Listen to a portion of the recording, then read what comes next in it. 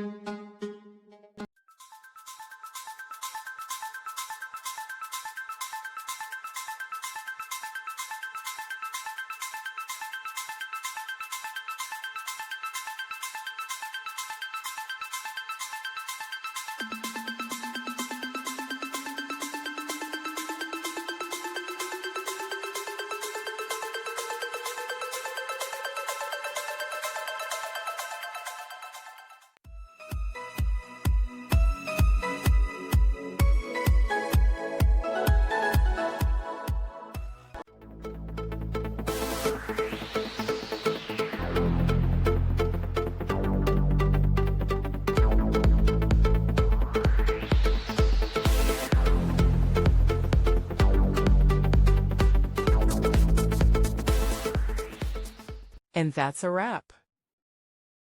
I hope you found the answer you were looking for. If you did, take a second to hit that subscribe button. It really helps out.